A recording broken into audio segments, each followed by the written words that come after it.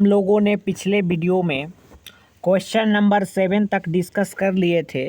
इस वीडियो में हम लोग क्वेश्चन नंबर 8 से कंटिन्यू करेंगे। अगर आप पिछला वीडियो नहीं देखे हैं तो आपको इस वीडियो के नीचे डिस्क्रिप्शन बॉक्स में उसका लिंक मिल जाएगा, जो कि लेक्चर 1 है, reproduction in organisms, class 12th biology NCERT book का। या हम लोग क्वेश्चंस जो एक्सरसाइज में दिया रहता है उसका सॉल्यूशन देख रहे हैं।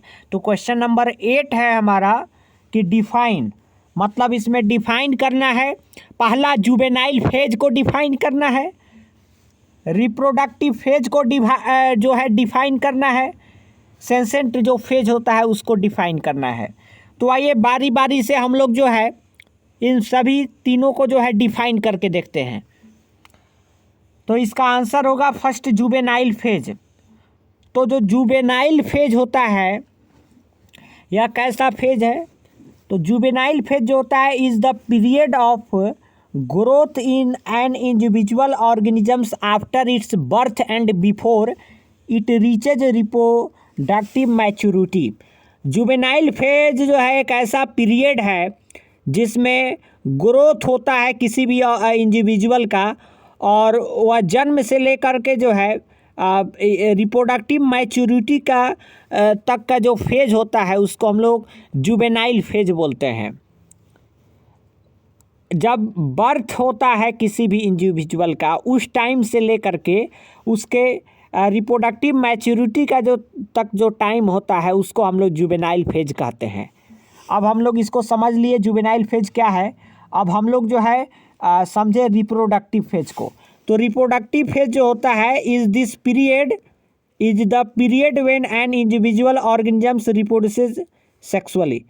रिप्रोडक्टिव फेज वैसे फेज को बोला जाता है जब इंडिविजुअल पूरी तरह से जो है तैयार हो जाता है अपने जैसे सेम ऑफस्प्रिंग को कहिए या अपने जैसे जो है संतति को उत्पन्न करने के लिए, तो उसको जो है सेक्सुअली रूप से जो है रेडी हो जाता है।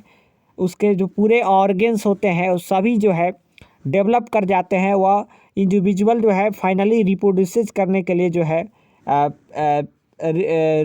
है पूरी तरह से जो है इंडिविजुअल रेडी हो जाता है। उस पीरियड को हम लोग रिप्रोडक्टिव फेज बोलते हैं।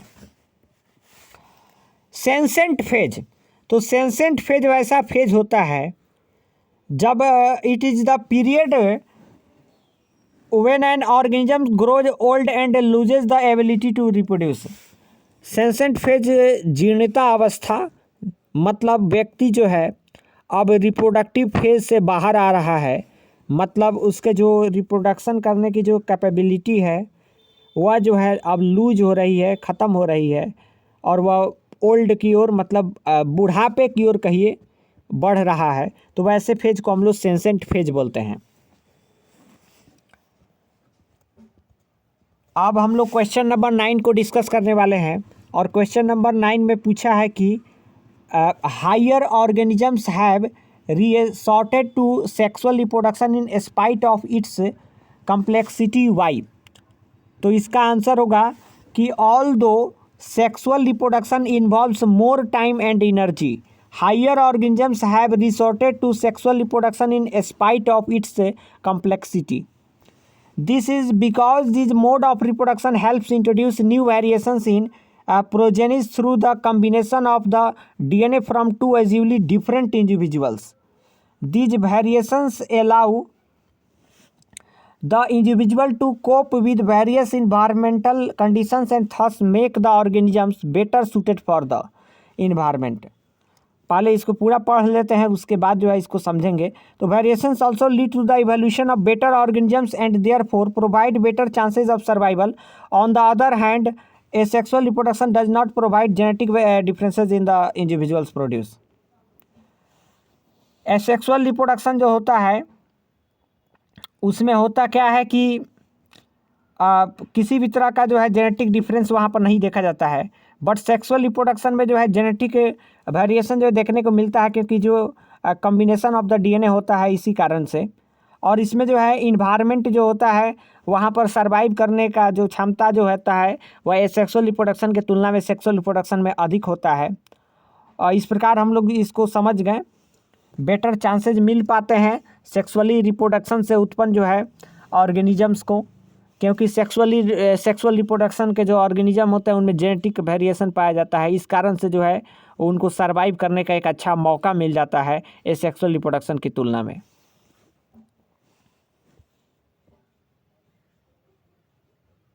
और जो हायर ऑर्गेनिज्म होते हैं सभी में जो है सेक्सुअल रिप्रोडक्शन देखा जाता है, क्योंकि हायर ऑर्गेनिज्म जो होते हैं उनमें रिप्रोडक्शन जो है सेक्सुअल रिप्रोडक्शन ही होता है।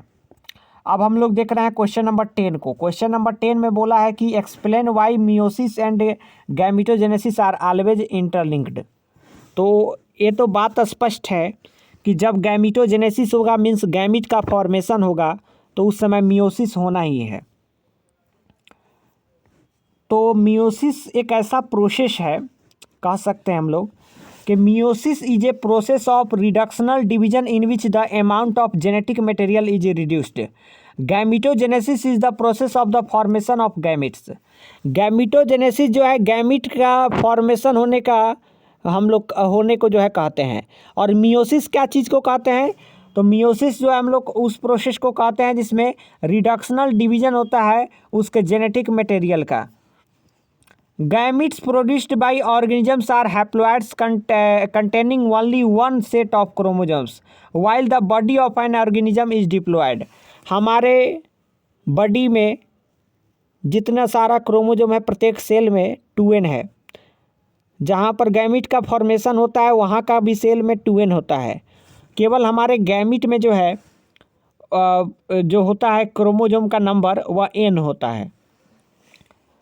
तो यही चीज़ यहाँ पर बताया है कि पूरे बॉडी में जो है सेल में डिप्लॉयड क्रोमोजोम जो होता है वो होता है, और इसमें जो होता है गैमिट में केवल only one set of chromosomes होता है।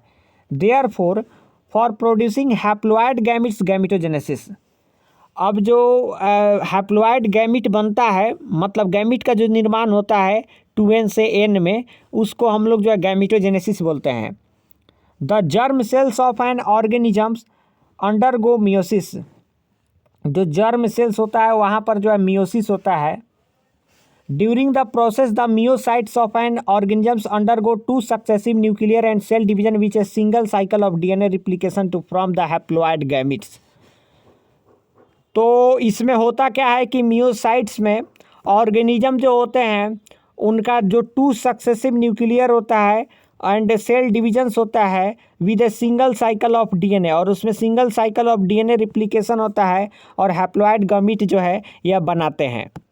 तो ये बात कहना सही है कि गैमेटोजेनेसिस और मियोसिस जो है एक साथ होने वाली प्रक्रिया है, प्रोसेस है। जहाँ गैमेटोजेनेसिस होगा वहाँ पर जो है मियोसिस होगा, क्योंकि 2n से n बनता है। इस प्रोसेस को मियोसिस गैमेटोजेनेसिस कहा जाता है। तो यहाँ पर हम लोग इस चीज़ को समझ चुके हैं। अब हम लोग क्वेश्चन नंबर 11 को समझने वाले हैं। और क्वेश्चन नंबर 11 में बोल रहा है कि identify each part in A flowering plant and right whether it is haploid n और डिप्लॉयड 2n। तो जो हमारी ओवरी होती है तो ओवरी क्या होती है? डिप्लॉयड होती है। एंथर भी डिप्लॉयड होता है, 2n होता है, 2n ओवरी भी 2n, एंथर भी 2n डिप्लॉयड। एग जो होता है वह हैप्लॉयड होता है, n होता है। पॉलन ग्रेन जो होता है पॉलन वह हैप्लॉयड n होता है। मेल गैमिट हैप्लॉयड n होगा और जाइगोट डिप्लॉयड 2n होगा। जब मेल गैमिट और फीमेल गैमिट का जो है फ्यूजन हो जाएगा तो क्या बन जाएगा? 2n बन जाएगा, डिप्लॉयड हो जाएगा। अब हम लोग क्वेश्चन नंबर 11 को देखते हैं। तो क्वेश्चन नंबर 11 में पूछा है कि define external fertilisation, mention its disadvantages. इसका डिसएडवांटेजेज जो है बताना है कि इसका क्या जो है डिसएडवांटेज है एक्सटर्नल फर्टिलाइजेशन का, और उसको डिफाइन भी करना है। तो जो एक्सटर्नल फर्टिलाइजेशन होता है, बाह्य निषेचन जिसको हिंदी में बोला जाता है, तो यह एक ऐसा प्रोसेस है जिसमें जो है external fertilisation is the process in which the fusion of the male and the female gamete takes place outside the female body in an external medium, generally water. Generally water के surface में जो है male gamete और female gamete का fusion होता है external fertilisation में। और फिश जो होते हैं, फिशेज जो होते हैं, फ्रॉग्स होते हैं, स्टार फिश होता है, ये सारे ऑर्गेनिजम्स में जो है एग्जिबिट एक्सटर्नल फर्टिलाइजेशन होता है। नेक्स्ट है डिसएडवांटेजेज ऑफ एक्सटर्नल फर्टिलाइजेशन। तो इसका डिसएडवांटेज यह है एक्सटर्नल फर्टिलाइजेशन का कि इसमें जो है होता क्या है कि बहुत सारा जो है in external fertilisation eggs have less chances of fertilisation, this can lead to the wastage of a large number of eggs produced during the process. Further, there is an absence of proper parental care to the offspring, which results in a low rate of survival in the progeny. शिकारियों से जो है शिकार होने का डर भी जो है बहुत अधिक रहता है एक्सटर्नल फर्टिलाइजेशन में, क्योंकि इसमें होता क्या है कि वाटर के सरफेस पर मेल अपना गैमिट छोड़ता है, फीमेल अपना गैमिट छोड़ता है। कई गैमिट जो है बिना फ्यूज किए हुए ही ख़त्म हो जाते हैं और कुछ गैमिट फ्यूज करते हैं और करने के बाद जो है जो ऑफस्प्रिंग बनता है तो ऑफस्प्रिंग जो है उनका सर्वाइव करने में बड़ा कठिनाई होता है, शिकारियों का भी डर रहता है।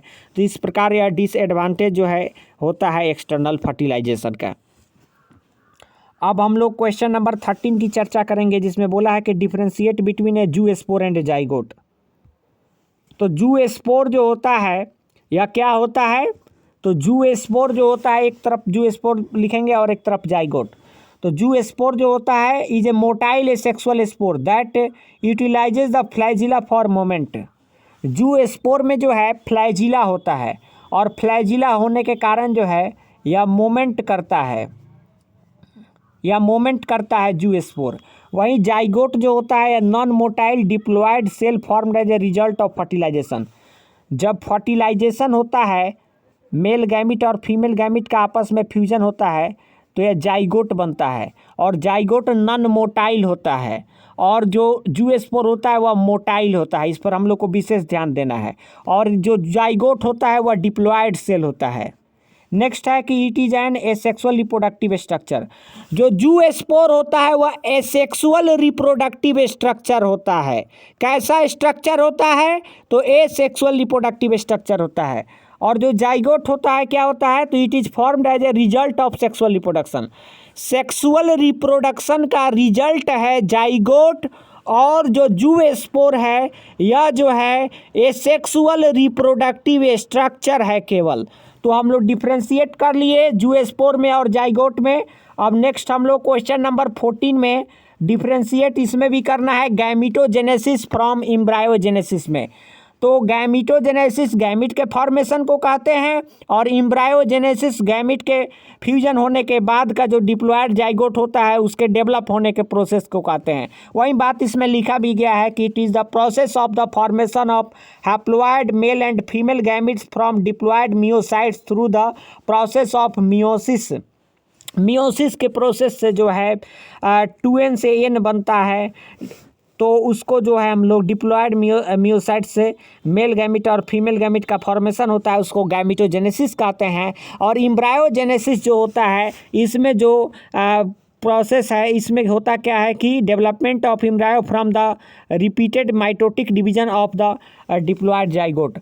इसमें जो है माइटोटिक डिवीजन के द्वारा जो है जो डिप्लॉयड जाइगोट होता है उसका डेवलपमेंट होता है, उसको हम लोग एम्ब्रायोजेनेसिस कहते हैं। एम्ब्रियो का फॉर्मेशन होता है उसको। तो ये क्वेश्चंस काफ़ी सबसे पेचीदा है इसमें कि गैमिटोजेनेसिस में मियोसाइट्स होता है और एम्ब्रायोजेनेसिस में माइटोटिक होता है। माइटोटिक मतलब जो होता है समसूत्रण जिसको कहिए, बिल्कुल जो है इनके सेल का डेवलप होता है 2n से 2n ही बनेगा, 2n से 2n ही बनेगा एम्ब्रायोजेनेसिस में माइटोटिक डिवीजन के द्वारा, और मियोसाइट्स के द्वारा गैमिटोजेनेसिस में 2n से n बनता है। इस पर विशेष ध्यान देना है। तो क्वेश्चन नंबर 14 को हम लोग डिस्कस कर लिए हैं। अब क्वेश्चन नंबर 15 को देखते हैं। तो क्वेश्चन नंबर 15 है कि describe the post fertilisation changes in a flower. Flower में जो है पोस्ट फर्टिलाइजेशन के दौरान कौन कौन से चेंजेज होते हैं उसको डिस्क्राइब करना है, परिभाषित करना है। Fertilisation is the process of the fusion of the male and female gamete from a diploid zygote.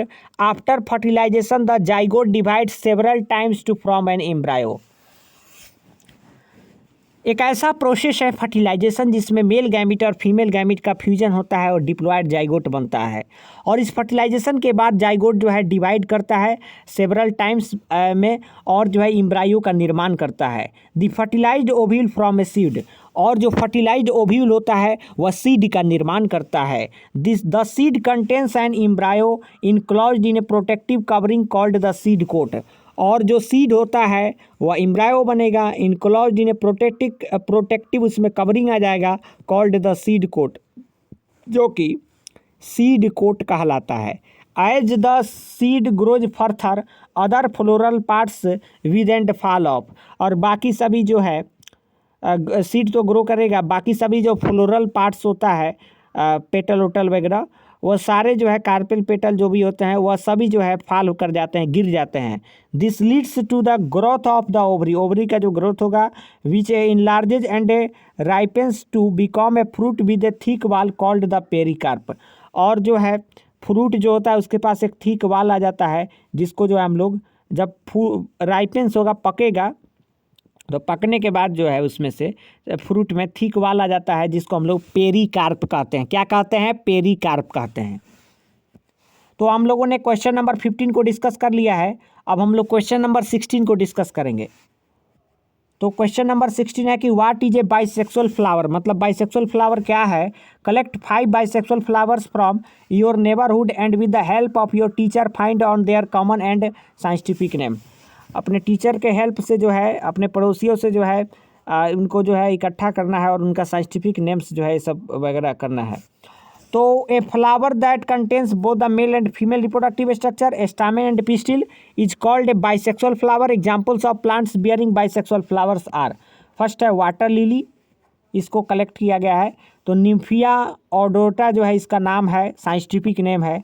रोज का साइंटिफिक नेम है रोजा मुल्टीफ्लोरा, रोजा मुल्टीफ्लोरा जो है ये रोज का साइंटिफिक नेम है। हिबिस्कस का साइंटिफिक नेम है हिबिस्कस रोजा साइनेसिस, और मस्टर्ड का साइंटिफिक नेम है ब्रासिका निग्रा, और पेटूनिया का साइंटिफिक नाम है पेटूनिया हाइब्रिडा।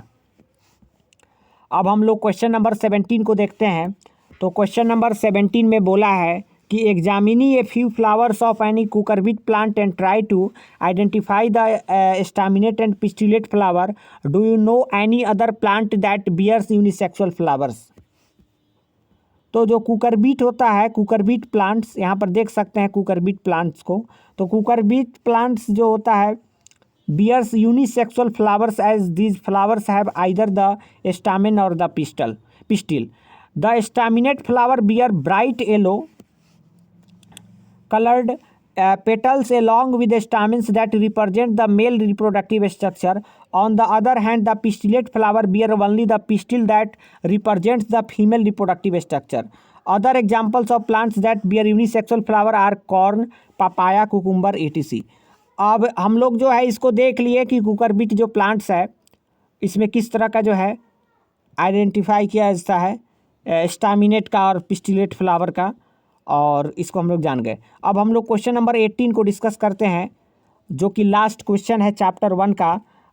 जो चैप्टर 1 है रिप्रोडक्शन इन ऑर्गेनिजम्स का, उसके एनसीईआरटी बायोलॉजी बुक का जो है लास्ट क्वेश्चन है एक्सरसाइज में का। Why are offspring of oviparous animals at a greater risk as compare to offspring of viviparous animals. तो ओविपेरस एनिमल्स क्या होता है, तो oviparous animals lay eggs outside their body, outside body में oviparous animal जो है एग को eggs outside their body. As a result the egg of these animals are under continuous threat from various environmental factors.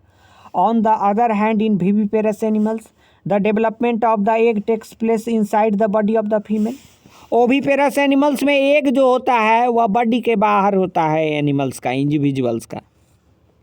और viviparous में होता क्या है कि एनिमल्स के अंदर ही जो है इनसाइड में ही जो है वह एग का डेवलपमेंट होता है।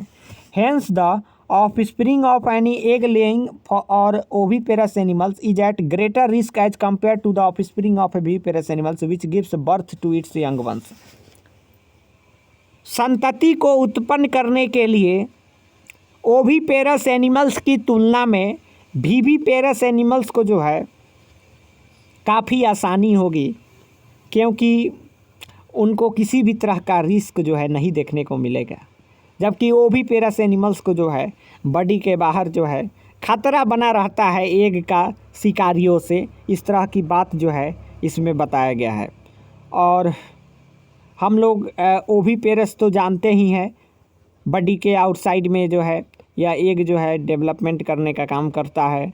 विविपेरस में बॉडी के अंदर जो है डेवलपमेंट करने का काम करता है। तो इस चीज़ को हम लोग समझ गए। तो क्वेश्चन नंबर 18 भी हम लोग का क्लियर हो गया, जो कि रिप्रोडक्शन इन ऑर्गेनिजम्स चैप्टर 1 जो है इसका एनसीईआरटी बायोलॉजी बुक का हम लोग एक्सरसाइज का सॉल्यूशन जो है यहाँ पर क्वेश्चन नंबर 18 तक समाप्त हुआ। अगर आप चैनल पर नए हैं तो आप चैनल को सब्सक्राइब करिए, एंड अगर आपको वीडियो अच्छा लगा है तो वीडियो को लाइक करिए और हमें कमेंट करके बताइए कि आपको वीडियो कैसा लगा है और आगे आप किस टॉपिक्स पर वीडियो देखना चाहते हैं। तो आप लोग कमेंट ज़रूर करेंगे, आपके कमेंट का हमें इंतज़ार रहता है। Thanks for watching this video. फिर मिलते हैं हम लोग अगले नेक्स्ट वीडियो में।